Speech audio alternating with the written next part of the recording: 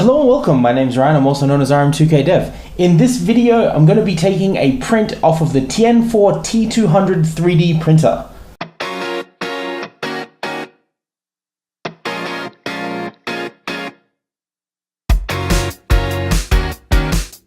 Before we get started, I want to first of all apologize for the focusing problems that I had in the last video. I was using a new camera. I didn't really have the settings 100% correctly, and I think I've figured it out, but for this video I'm using a gimbal and a GoPro to do the recording, so it should be much smoother, and hopefully we can sort out that other camera before we use it again in another video. It's just for an unboxing. I only really had one attempt at getting it out of the box, and that's just what the camera gave us. So apologies for that video. I will try to make sure that the focusing is better in the future.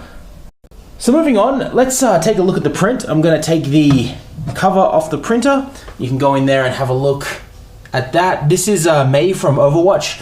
As you can see, I've got the supports in there. I've done this one in the transparent yellow resin. This is the Anycubic transparent yellow resin. And I did have a failure of this print before this one came out right. So we'll get this one off the build plate and we'll have a talk about the failure, and we'll have a look at the quality in this one just so you can see what's actually going on with this print.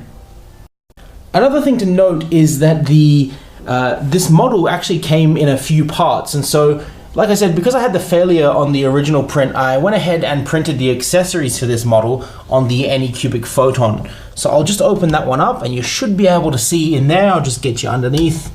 You should be able to see those parts printed on the Anycubic Photon, and we'll also take those parts off the build plate today and clean them up and get them ready for display. Eventually we're going to get around to painting all of these. I've sorted out a small airbrush and some model paints for this sort of stuff, and I'm still getting used to painting models and things like that, so we'll just clean them up for now and see what they look like.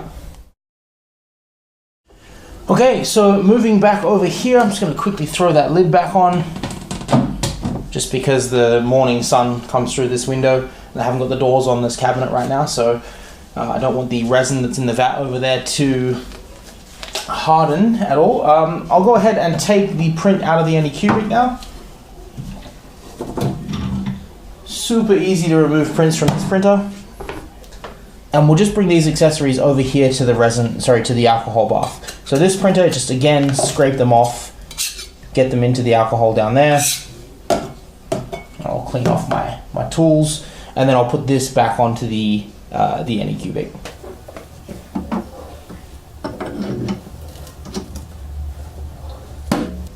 Okay, so back to cleaning these off. I'll just give my tools a little bit of a wipe down there. Just get all the resin off of that. I will clean up the desk and you know, I'll put some I'll swap the gloves out, of course, and then I'll get some paper towels, just wipe the desk up, clear off all the other stuff. But so this is the I don't know what it is, battery pack, energy pack, whatever she wears sort of on her back. I'm just gonna rinse that off under the alcohol, and again we'll do the same thing. We'll take the supports off while they are still really soft, and while they're soft, uncured, you just put your thumbnail sort of in there and just give a bit of a press, and they just snap off. You can probably hear that.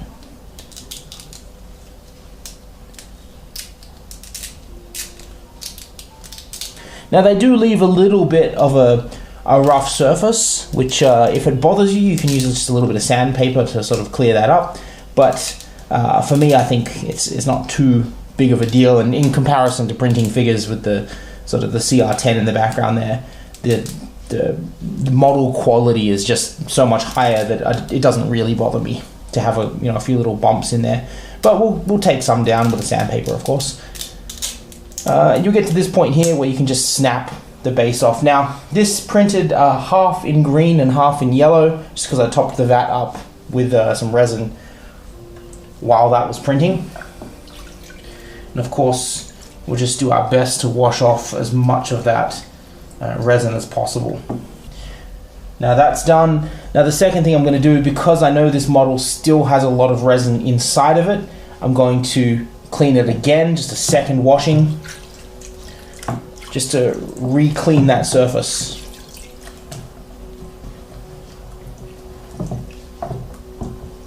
and then we'll get these models under the UV light.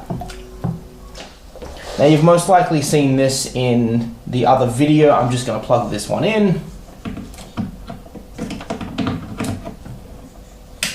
Turn it on, and you'll see we have some UV light.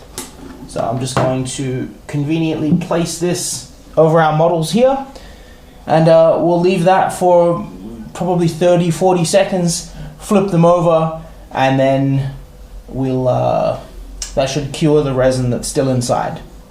And I'll throw these all out now. So these have been under here now for about 30 seconds. I'm going to turn the light off, pick it up, just quick tap, make sure it's dry. Yes, it is. It still has some liquid resin inside, so I'm just going to flip it over like that. Flip these over, just get a different angle on them, and then we'll go back. We're back with the light. Yeah, the light's still good.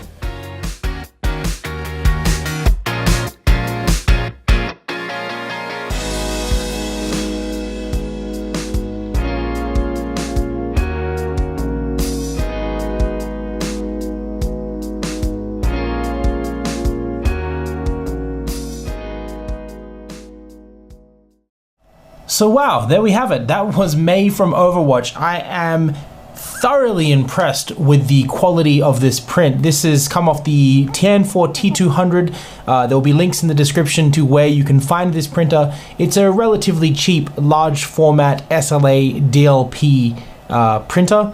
I wanted to say, if you haven't already, please subscribe to this channel if you want to see more videos like this. I hope you guys have enjoyed this, and look forward to more. Take care, and bye for now.